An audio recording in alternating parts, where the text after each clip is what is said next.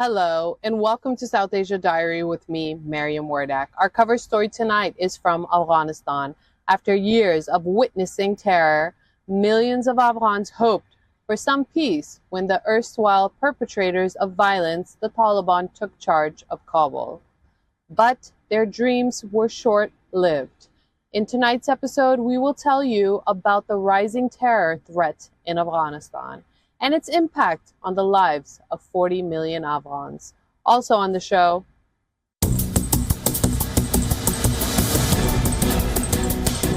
protests continue against the Sri Lankan government's economic mismanagement. Gulf face emerges as the face of the reprisal.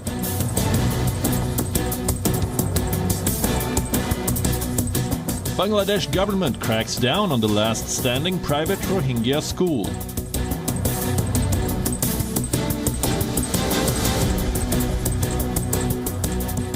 Ground report on the joy of Ramzan returns to India's Kashmir Valley.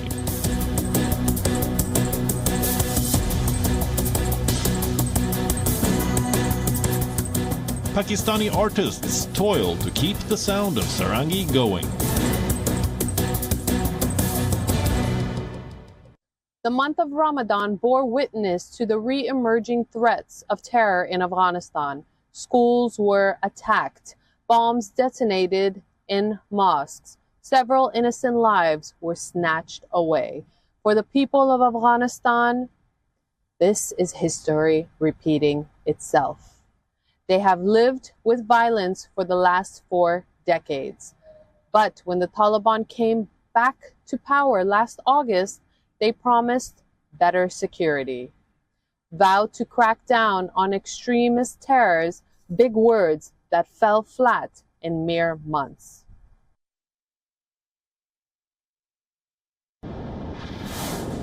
With the Russia-Ukraine war dominating headlines, The attack on Ukraine full-scale Russian attack. Russia has invaded. the threat of terror is once again brimming in South Asia. 7 explosions have rocked Afghanistan in just days. 8 months after the Taliban took over Kabul, the Afghans are seeing history being repeated, their lives threatened. In the last few weeks alone, the number of attacks has intensified in Afghanistan, fueling concerns that the country may again become a hub of instability and terrorism across South Asia and beyond. When the Taliban took over, people hoped that now, with the previous perpetrators in power, the deadly blasts will stop. The Taliban itself promised of internal security. Since grabbing charge, it cracked down on small extremist groups across the country, but failed to contain its nemesis, the Islamic State. Last week, a bomb explosion ripped through a crowded Shiite mosque in the Balkh province. Over 30 people were killed. Over 80 were injured. The IS, locally known as Daesh, claimed responsibility for the attack. Later that week, a similar blast occurred at the Maulawi Sikandar Mosque in the Kunduz province. More than 33 people were killed. No group has claimed responsibility for the attack yet. But that makes no difference to families who have lost their loved ones, to sectarian violence now surging across Afghanistan. The Shia community is being targeted in different places, in different events, especially in our religious events, especially in Muharram and other our religious events, our mosques, our Imam Bargas, all of these holy places are being targeted. The targets are not just Shiite places of worship.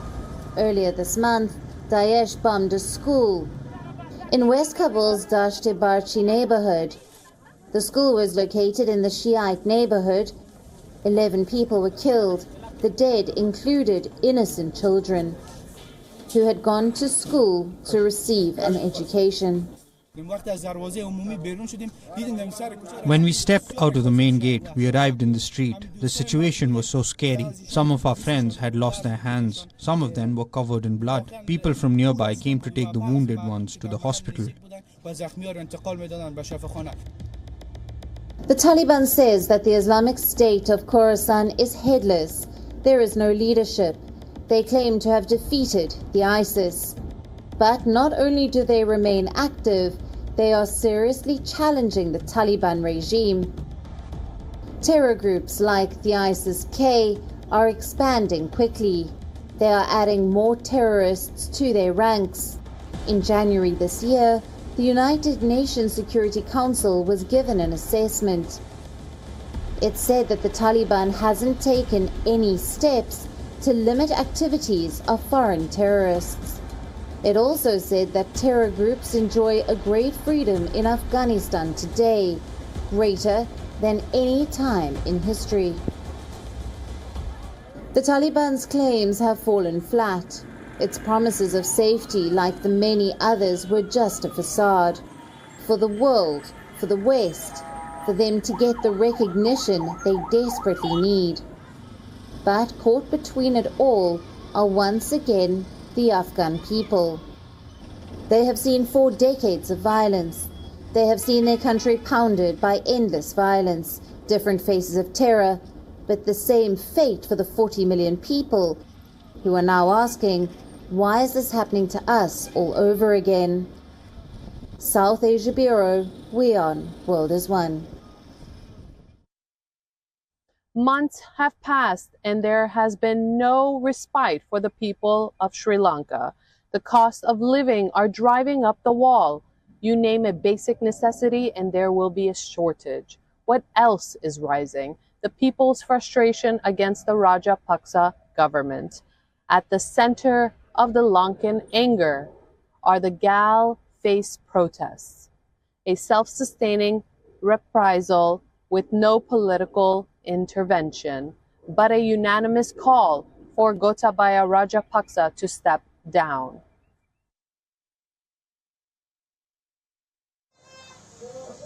This is the Golf-Face Green, one of the most popular promenades in Sri Lanka, and now the epicenter of the anti-Rajapaksa protests. For the last few weeks, hundreds and thousands of Sri Lankans have been gathering at this very site. A sign of protest against President Gotabaya Rajapaksa and his government's handling of the economic crisis. Economy is going down and the security of the country and the health system is in great danger. So what we need is the basic facilities for our people, and they were very poor in the country for past 70 years after independence. So this is an innocent protest to protect our poor people. This protest site is unlike any other. It has been organized completely by the people. Zero political intervention. The people's reprisal at the promenade has even drawn a comparison to the Tahrir Square protests during the Arab Spring.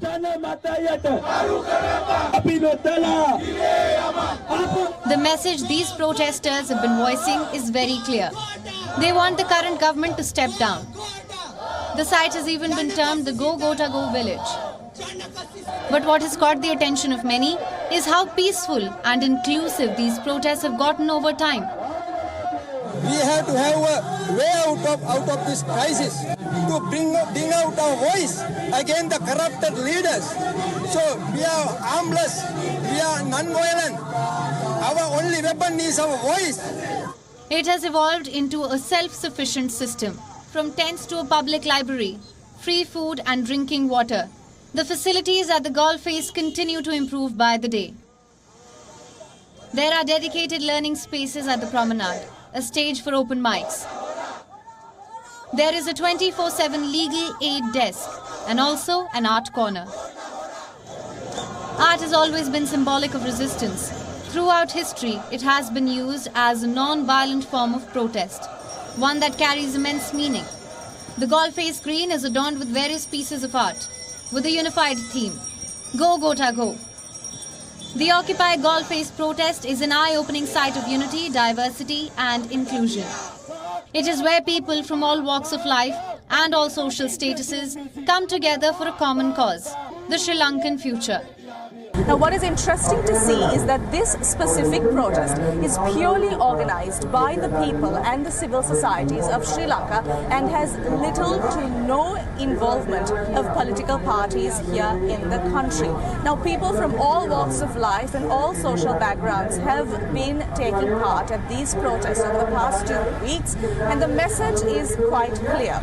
No matter who you are or what you are, the message that these Sri Lankans have for this government is quite simple. And that is for President Gotabaya Rajapaksa and the Rajapaksa-led government to simply step down. And until they do so, the people of Sri Lanka who continue to protest will simply not back down. Reporting from Colombo, near the Presidential Secretariat here in Sri Lanka, I'm Dasania Kauda. The future of thousands of Rohingya children in Bangladesh is in peril. The country has shut down the last private school for the refugees. Officials seized all education material, stripped the wood-covered building of its mere resources. The authorities say that the school administration lacked the required papers, while those in charge of running the school claim a verbal permission.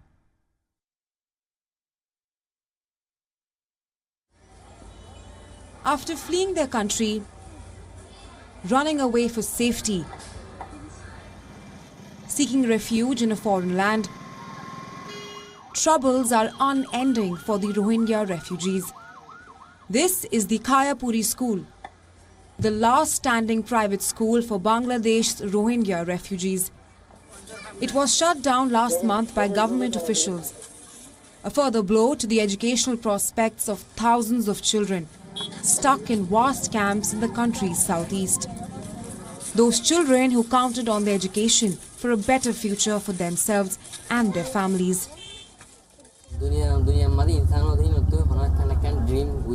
Every human has a dream to become somebody in life. Education is very important for it. My ambition is to be a doctor, but alas, I cannot even pass the entrance exam here with proper education. The school was founded by Rohingya leader Mohibullah 3 years ago. It is among the 30 other schools that have been closed down by Bangladesh authorities since the beginning of this year. Officials say that the establishment did not have the permission to operate. They had no legal status and had to be shut down. But the refugees running these schools say otherwise.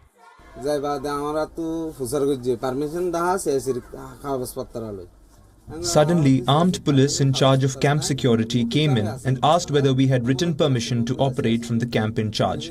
We told them we had verbal permission. This school was set up several years ago by our slain leader, Master Mohibullah, who arranged permission. Everything ran smoothly until they raided the school this week. Up until 2020, such refugee-led schools were deemed illegal in Bangladesh. But later that year, the government agreed to offer them a permit and even promised aid if needed. However, 2 years into the picture, the world turned upside down for the Rohingya kids. Their schools were termed illegal.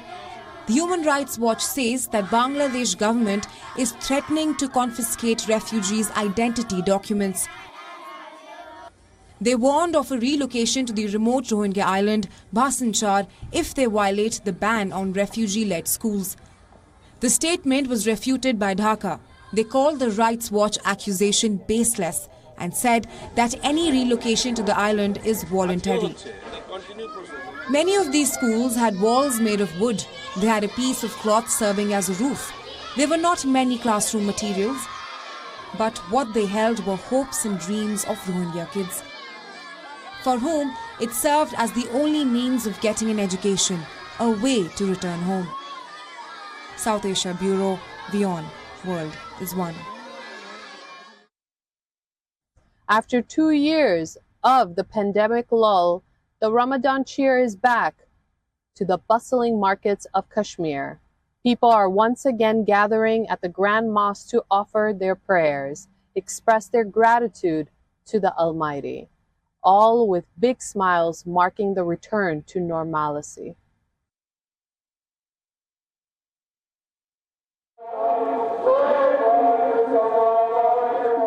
The joy of Ramzan has returned to the Kashmir Valley. 2 years after the pandemic dampened all celebrations. Thousands of worshippers are once again pouring into the Hazrat Bal's shrine, one of the holiest places in the capital city of Srinagar.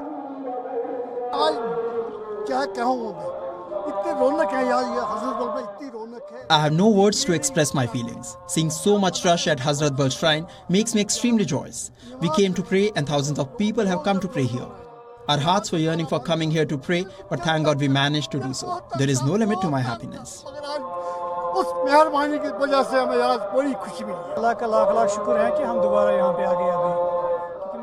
We are grateful to God for again calling us to the mosque so that we can pray here. There is a history and connection with this Hazrat Bal shrine. We are eager to come back and pray here again. We prayed for brotherhood and peace in the valley.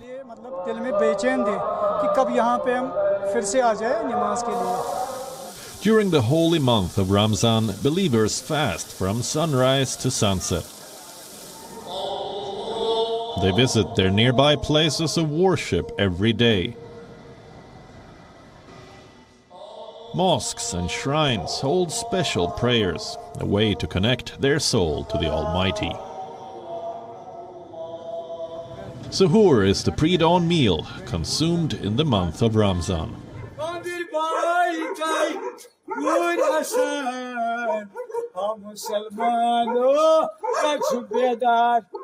Before the fast starts, and in Kashmir, it is the job of Sahar Khan.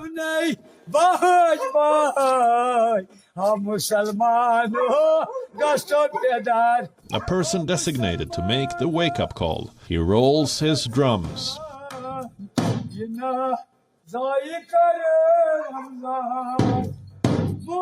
Chants through the wee hours of the morning, calling on people to begin their suhoor.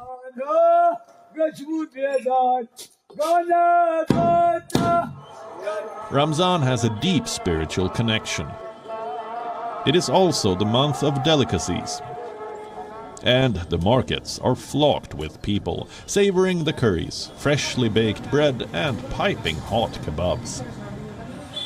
During Ramzan, the prices of specific food items shoot through the roof. Among them are dates. They are some of the most sought-after foods during this month.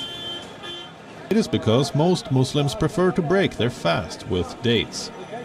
In line with the teachings of Prophet Muhammad, every Ramzan, dates worth millions of rupees are sold in Kashmir. I'm thankful to God that COVID has left us, and this year people have returned to the markets. We have various types of dates to sell, and people's response is great. This year we are doing great business, but the only issue is that things are a little expensive. There is a new cheer in the markets this season. Business is back as usual after the pandemic-induced slowdown. This year is so much better than the last 2 years. We can finally see people coming out and shopping. There is a lot of difference this year. Our work is going well. In the holy month of Ramadan, the mosques and shrines of Kashmir Valley are buzzing again after being shut for 2 years due to the COVID pandemic. Special prayers are being held across the Kashmir Valley, not only to get rid of the pandemic, but also for the peace in Valley. With video journalist Feroz Idris Loan for WION World is One. Sarangi is a stringed instrument that dates back to the Mughal era. Centuries ago, it earned a reputation for its remarkable resemblance to the human voice. But the art, once revered, is now slowly fading away from Pakistan, and in the front are a few players dedicated to preserving its place.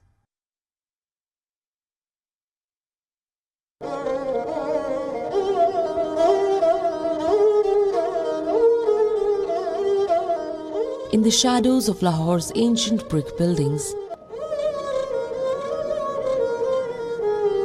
Zohaib Hassan plucks at the strings of a sarangi,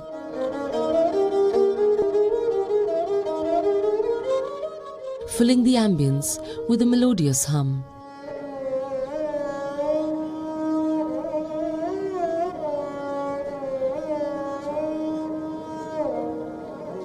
The sarangi is a famous musical instrument from the Mughal era.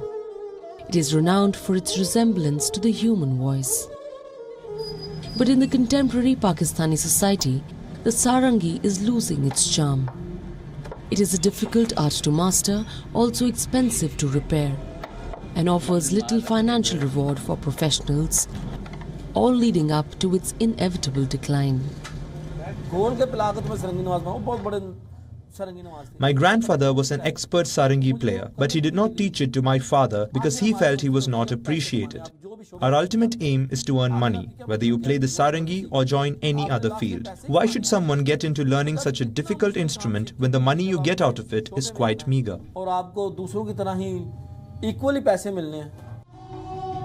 But there are a few families in Pakistan who are dedicated to preserving the classical tones. Among them is Hassan. For 7 generations, his family has mastered the bowed, short-necked instrument.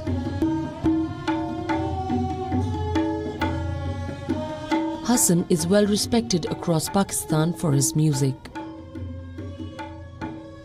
He is regularly seen playing the sarangi on television, radio and private parties. The sarangi gained prominence in the Indian classical music in the 17th century, during the reign of Mughals in the subcontinent. Its decline began a few years ago, especially after the deaths of several classical singers and music maestros.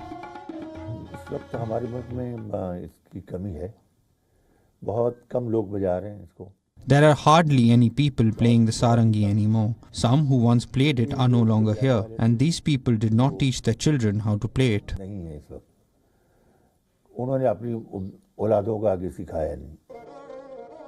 Carved by hand from a single block of cedar native to parts of Pakistan, the sarangi's primary strings are made of a goat's gut, while the 17 sympathetic strings, a common feature of subcontinent folk instruments, are made of steel. The decline in sarangi players has also resulted in scarce manufacturing of the musical instrument. At the moment, there aren't any sarangi manufacturers, nor are there any sarangi players left. It takes time to make a sarangi. Can usually make a sarangi in 2 months or so. Repairing a sarangi takes between 15 to 20 days. But it is not just the sarangi that find itself competing with the modern pop. Some other traditional instruments, such as the sitar, santoor and tanpura, are also dying out. South Asia Bureau, WION World is one.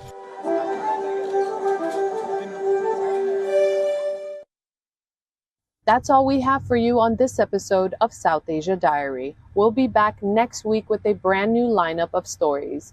Until then, stay safe. I am Mariam Wardak and you are watching WION World is One.